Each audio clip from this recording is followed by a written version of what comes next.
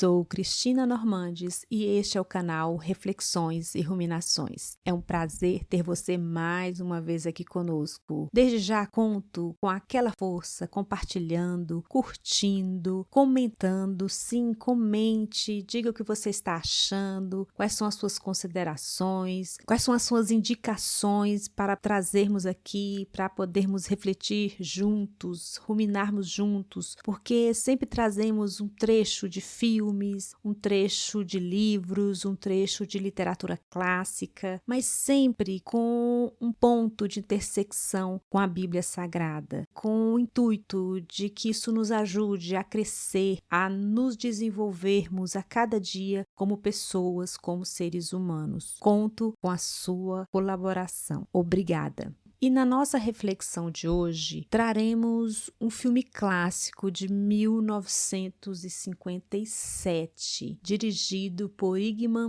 Bergman, um diretor e roteirista sueco. O nome do filme é O Sétimo Selo. Este é o primeiro filme que assisto deste diretor e fiquei encantada, porque é daqueles filmes intensos, profundos, com diálogos longos. Ele traz muitos símbolos, muitos questionamentos existenciais. Eu não sou aqui nenhuma especialista em cinema e muito menos em filosofia, mas eu aprecio e aquilo que me captura, que me leva a refletir, eu gosto de trazer aqui e compartilhar. Dentre tantos símbolos e temas que este filme traz, eu quero falar sobre um em específico que me capturou primeiramente. Conta a história começa, na verdade, contando a história de um cavaleiro que retorna das cruzadas e ele encontra a sua cidade, a sua terra ali toda devastada pela peste negra.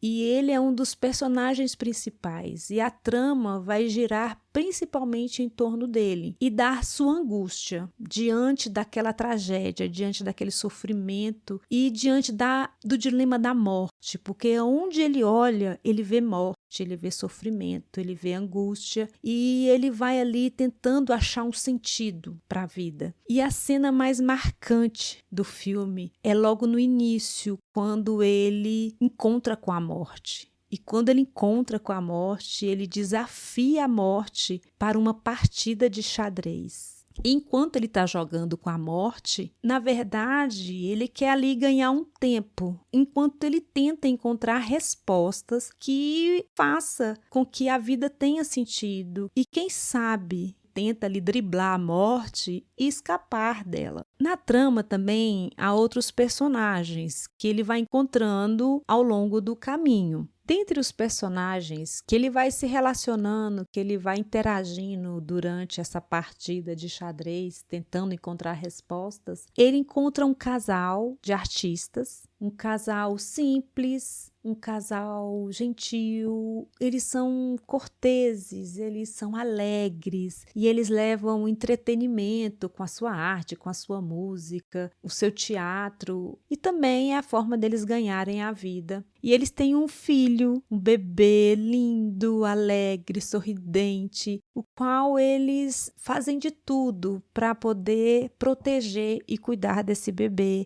E esse bebê sempre desperta neles aquele senso de proteção, de alegria, de felicidade. O título do filme, O Sétimo Selo, ele remete a uma passagem de Apocalipse, no capítulo 8, que fala que quando o sétimo selo foi aberto, houve um grande silêncio no céu e na terra. Esse silêncio, esse momento da história que foi marcada por tanto caos, por tanta morte, por tanta ignorância, é como se Deus estivesse em silêncio. Deus não estivesse vendo o que estava acontecendo com a humanidade. E é essa angústia que ele tenta retratar no filme, a angústia de só ver morte, sofrimento, pessoas perdidas, atribuindo a bruxas, atribuindo a demônios, a castigos divinos, tudo que estava acontecendo. Nada mais equivocado do que isso. A angústia daquele cavalheiro, ela era legítima. Diante daquilo, ele não tinha respostas, ele não via sentido naquilo tudo, ele não via sentido na vida, no sofrimento humano, o porquê de tudo aquilo, e ele queria respostas.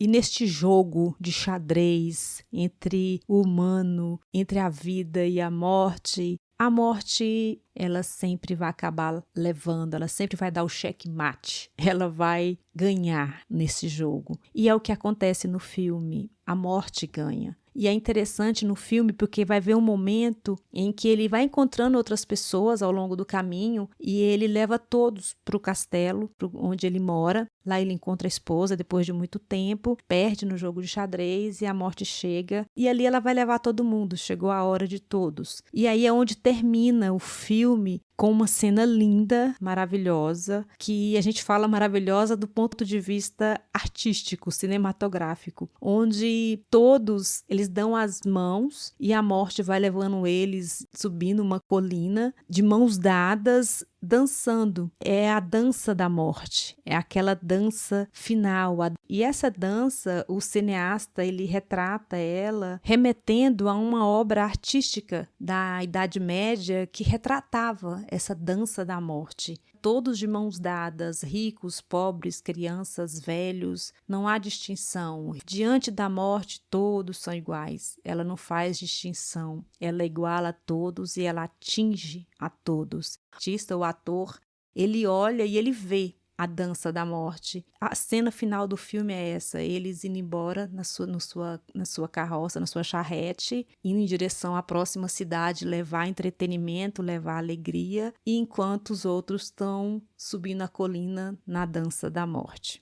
E a reflexão que eu quero trazer para nós hoje é como nós podemos lidar com essa angústia, com esse desespero, com essa nossa impotência diante da morte, diante da inevitabilidade da morte. Aí é onde a gente vai para a Bíblia Sagrada. Em que, como ela pode nos ajudar a ter esperança? Há esperança diante de tudo isso ou não há esperança? E o texto que eu gostaria de trazer para a gente poder fazer esse nosso ponto se encontra em 1 Coríntios, capítulo 15, a partir do verso 19, que diz assim: Se é somente para esta vida que temos esperança em Cristo, somos de todos os homens os mais dignos de compaixão. Mas, de fato, Cristo ressuscitou dentre os mortos, sendo ele as primícias dentre aqueles que dormiram.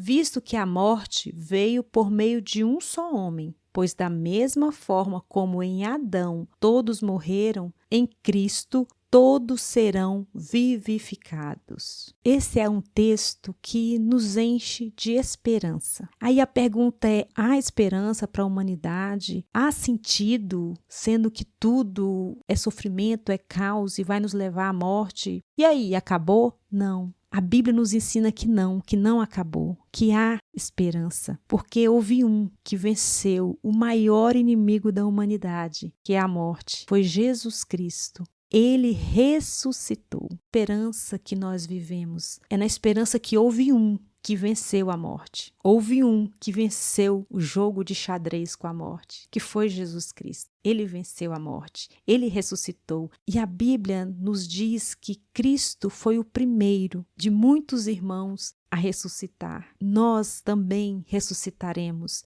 e ressuscitaremos eternamente. Essa é a diferença. É um ressuscitar eterno. Mas e a pergunta que fica também é: mas enquanto não morremos essa morte física, enquanto não ressuscitamos essa ressurreição eterna, como viver diante da angústia, diante do sofrimento, diante dessa iminência que nos abate, que nos entristece, que nos deixa esse vazio, essa incerteza? Como ter esperança aqui e agora? Como viver uma vida viva aqui e agora? Isso me faz lembrar, no filme, todos os outros estavam sempre cheios de questionamentos, de vazios existenciais, de angústia, de medo da morte. Havia um que era diferente, era aquele casal. Aquele casal era diferente. Eles viviam, mesmo no meio do caos, do sofrimento, da angústia, eles sorriam, eles se alegravam, levavam alegria onde eles estavam. E eu acho muito belo isso, é como que a música, que a arte leva a vida por onde passa. E era isso que aquele casal fazia. Mesmo em meio à morte, ao medo da morte iminente, eles viviam. E não viviam uma vida morta, eles viviam uma vida viva,